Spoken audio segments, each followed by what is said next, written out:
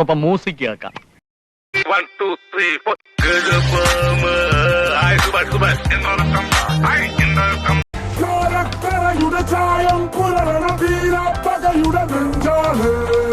എന്തോ എങ്ങനെ ഈ മാതിരി തക്കിട തരികിട പാട്ടൊന്നും പാടി ഷൈൻ ചെയ്യാൻ നോക്കണ്ട.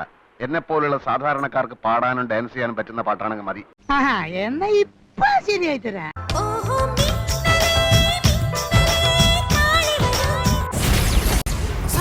മിന്നലിന് മാത്രമല്ല വന്ന് മിന്നലിനും കൂടി ഇടിയും കൂടി വന്നു അച്ഛനെ അമ്മാന്റെ വയലൊക്കെ അടിച്ച് ആ സ്പോട്ടിൽ തന്നെ തീർന്നില്ലേ? എന്നെ തല്ലാനല്ലെന്ന് സത്യം ചെയ്ത ഞാൻ വരാം. ശിവനെ കൊണ്ടാണ് ഇതാണ് ഇവിടുത്തെ കാറ്റിന്റെ കുഴപ്പം, ഒരു വൃത്തികെട്ട സ്മെല്ല്.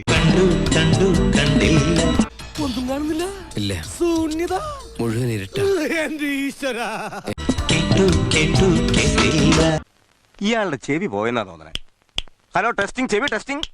കണ്ടു ഞാൻ ചതിയടാ ചതിയൻ. സാറിന് കണ്ണ് കാണാന്നൊരു വാക്കരോട് പറഞ്ഞിരുന്നെങ്കിൽ ഞാനിങ്ങനെ നാളെ കെട്ട് നിൽക്കുമായിരുന്ന. ഞാൻ ഊരാൻ പോവാ. ഒരു കാതിലോല ഞാൻ കണ്ടില്ല. കണ്ടു കണ്ടു കണ്ടു. പിന്നെ എന്നെ സാർ ചതിക്കാൻ നോക്കുക.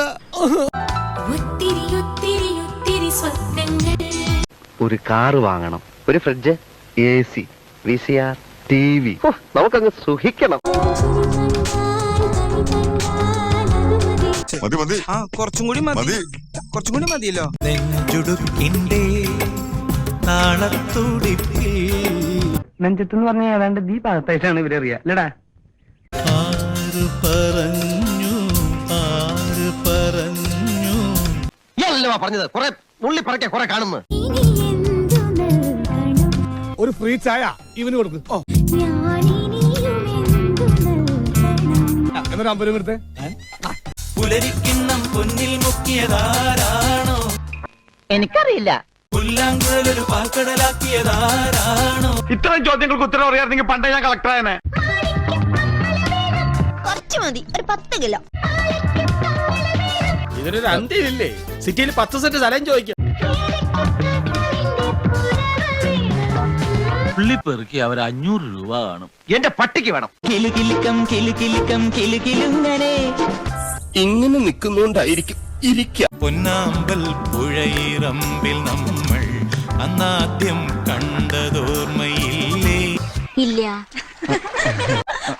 ഓർമ്മയുണ്ടാവില്ല. അന്ന് നിങ്ങൾക്ക് 4.5 വയസ്സല്ലേ പ്രായമുള്ളൂ. അതാ ഓർമ്മ വെക്കാത്തത്.